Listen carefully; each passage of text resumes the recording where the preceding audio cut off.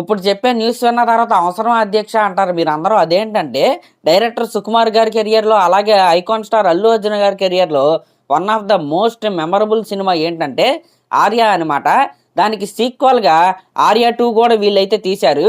Arya cinema hit అయినంత అంతగా Arya 2 cinema అయితే హిట్ అవ్వలేదన్నమాట.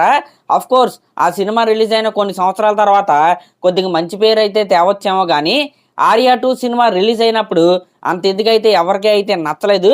చాలా తక్కువ మందికి అయితే ఆ సినిమా అయితే నచ్చింది. అయితే ఇప్పుడు ఆర్య 1 ఆర్య 2 తర్వాత ఆర్య 3 చేయడానికి అయితే వీళ్ళైతే సన్నాహాలు అయితే చేస్తున్నారు.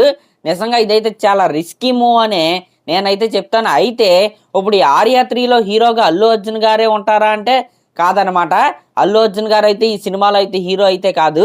కానీ మన దిల్ రాజు గారి తమ్ముడు ఉన్నారు కదా, శిరీష్ గారి అబ్బాయి ఆశీష్ అయితే ఉన్నాడు కదా, ఆయన హీరోగా, సుకుమార్ గారు కో ప్రొడ్యూసర్గా, అలాగే స్క్రీన్ ప్లే రైటర్గా ఆర్య 3 సినిమాను అయితే తీయడానికి అయితే వీళ్ళైతే ప్లానింగ్ అయితే జరుగుతుంది. దీనికి మ్యూజిక్ డైరెక్టర్గా మన డిఎస్పి గారు అయితే ఉంటారంట. మరి ఇది వర్కౌట్ అయిద్దా అవదా అంటే ఇదైతే చాలా రిస్కీ ప్రాజెక్టే అని నేనైతే చెప్తాను. ఎందుకంటే ఆర్య 2 సినిమా కనుక మీరు చూసుకుంటే ఆ సినిమా బాగోదా? బాగానే ఉంటుంది. ఒకసారి అయితే చాలా ఈజీగా చూడొచ్చు. ఇంకా చెప్పాలంటే ఆ సినిమాకి ఫ్యాన్స్ కూడా చాలా మంది అయితే ఉంటారు. కానీ రిలీజ్ అయిన టైంలో ఆ సినిమా ఎందుకు ఆడలేదంటే కంపారిజన్ ఆర్య 1కి ఆర్య 2కి కంపారిజన్ అయితే వచ్చింది. ఆర్య 1 మీద ఆర్య 2 అయితే బాగోదు కాబట్టి సినిమా అయితే ఫెయిల్ అయింది. ఇప్పుడు ఏకంగా వీళ్ళు వేరే హీరోని పెట్టి ఆర్య 3 అయితే తీస్తాం అంటున్నారు.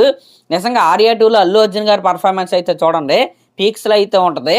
అంత పర్ఫార్మెన్స్ అంత బాగున్న సినిమానే ఆర్య 1కి సీక్వల్గా వచ్చి ఆర్య 2 అయితే ఫెయిల్ అయింది. ఇప్పుడు ఆర్య 2తో కంపారిజన్ అయితే ఆర్య 3కి అయితే వస్తుంది. ఖచ్చితంగా ఆర్య 2లో ఉన్న అల్లు అర్జున్ గారి క్యారెక్టర్కి ఖచ్చితంగా ఏ మాత్రం కూడా మ్యాచ్ చేయలేరు. Of course it is too early to predict అనమాట. కానీ ఇక్కడ ఏం జరిగింది అంటే ఆర్య 3 ఫస్ట్ లుక్ రిలీజ్ అయిన దగ్గర నుండి కూడా కంపారిజన్ అయితే స్టార్ట్ అయిపోద్ది అనమాట. మీరు ఆర్య 1లో చూసుకుంటే హీరో ఒక రకంగా అయితే ఉంటాడు, ఆర్య 2లో చూసుకుంటే హీరో ఇంకొక రకంగా అయితే ఉంటాడు. ఇప్పుడు ఆర్య 3లో ఖచ్చితంగా ఇంకొక డిఫరెంట్ క్యారెక్టరైజేషన్ అయితే హీరోకి అయితే ఉంటుంది. ఇక్కడ జరిగేది అదే అనమాట. ఇప్పుడు ఈ ఆర్య 3లో ఉండే హీరో క్యారెక్టరైజేషన్కి అలాగే ఆర్య 1కి ఆర్య 2కి కంపారిజన్ అయితే స్టార్ట్ అయింది. ఆ రెండు క్యారెక్టరైజేషన్ని మ్యాచ్ చేయటం ఏదైతే ఉందో అది ఇక్కడ అప్హిల్ టాస్క్ లాగా అయితే ఉండబోతుంది. కాబట్టి వీళ్ళు ఆర్య 3 సినిమా చేయడంలో ఎటువంటి తప్పు అయితే లేదు. కానీ పక్కాగా రెండు సినిమాలని మించి పక్కాగా ఉంటేనే ఆ సినిమాని అయితే అటెంప్ట్ అయితే చేయాలి. లేకపోతే ఖచ్చితంగా బొక్కబార్లా పడటం అయితే ఖాయం అనమాట. లేకపోతే ఆర్య 3 అని కాకుండా వేరే కొత్త టైటిల్ని అయితే పెట్టుకొని వీళ్ళు సినిమా తీసుకోవడం అయితే మంచిది.